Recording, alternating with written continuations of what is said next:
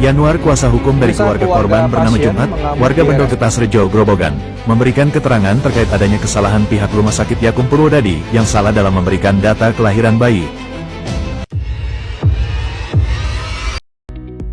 Assalamualaikum warahmatullahi wabarakatuh. Perkenalkan, nama saya Reva Amanda Agustin dengan NIM 240210300055. Di sini saya akan membahas materi tentang rekam medis untuk memenuhi tugas mata kuliah Hukum Kesehatan yang diampu oleh Ibu dosen Andina Zizka SHMH.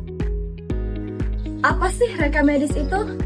Rekam medis adalah catatan mengenai identitas pasien, pemeriksaan, diagnosis, pengobatan, tindakan, dan pelayanan lain yang telah diberikan oleh tenaga kesehatan. Keberadaan rekam medis sangat penting karena yang pertama, menjadi dasar pengambilan keputusan klinis, dan yang kedua, menjamin kesinambungan pelayanan kesehatan. Ketiga, menjadi alat kontrol mutu layanan, dan yang keempat, berfungsi sebagai dokumen hukum bila terjadi sengketa medis. Namun, dalam praktiknya masih banyak permasalahan seperti rekam medis tidak lengkap, keterlambatan pencatatan, hingga penyalahgunaan data pasien. Oleh karena itu, pemahaman mengenai rekam medis menjadi sangat penting bagi tenaga kesehatan dan mahasiswa di bidang kesehatan. Dasar hukum rekam medis. Yang pertama, Undang-Undang Nomor 29 Tahun 2004 tentang praktik kedokteran. Pasal 46, rekam medis wajib dibuat oleh dokter atau dokter gigi dalam menjalankan praktik kedokteran. Kedua, Permenkes nomor 260/Menkes/per/3/2008 tentang rekam medis mengatur definisi, isi rekam medis, kerahasiaan, penyimpanan, serta akses rekam medis. Ketiga, Undang-Undang nomor 44 tahun 2009 tentang rumah sakit. Rumah sakit wajib menjalankan kerahasiaan rekam medis dan bertanggung jawab atas pengelolaannya. Dan yang keempat, Kode Etik Kedokteran Indonesia menegaskan kewajiban dokter menjaga kerahasiaan dan kelengkapan catatan medis. Penjelasan konsep rekam medis. Rekam medis terdiri dari aspek-aspek penting berikut. Yang pertama, pencatatannya lengkap. Setiap tindakan, diagnosis, hasil pemeriksaan, dan terapi harus dicatat secara lengkap dan akurat. Kedua, kerahasiaan data pasien. Rekam medis bersifat rahasia, hanya dapat dibuka untuk kepentingan pasien, permintaan penegak hukum, dan pemeriksaan internal rumah sakit. Ketiga, ketersediaan dan keamanan dokumen. Rekam medis harus dapat diakses oleh tenaga kesehatan yang berwenang, tetapi tetap disimpan dengan aman dan tidak boleh dimodifikasi secara ilegal. Dan yang keempat, rekam medis elektronik. Saat ini, banyak fasilitas kesehatan beralih ke rekam medis elektronik untuk meningkatkan efisiensi dan keamanan data.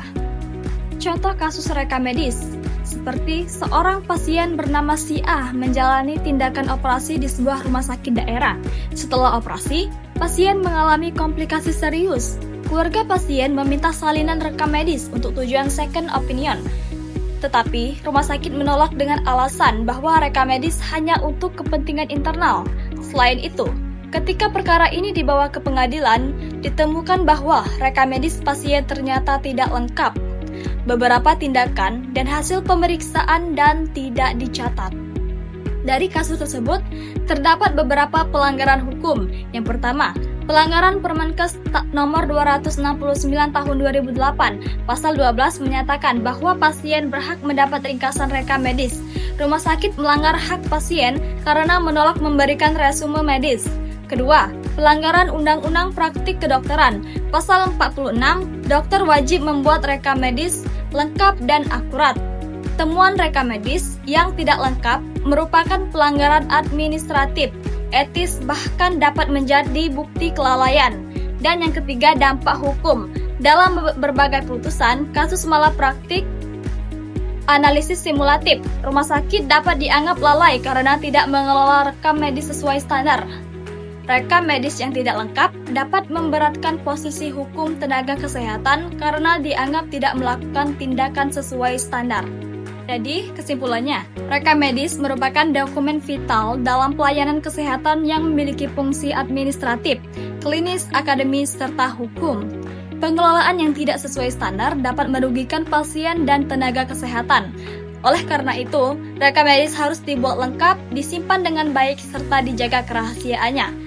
Dengan memahami aspek hukum rekam medis, tenaga kesehatan dapat meningkatkan profesionalitas dan mencegah sengketa medis di masa mendatang. Demikianlah pemaparan materi mengenai rekam medis dalam pelayanan kesehatan di Indonesia. Semoga bermanfaat bagi kita semua. Terima kasih telah menyimak video sampai habis. Sekian, wassalamualaikum warahmatullahi wabarakatuh.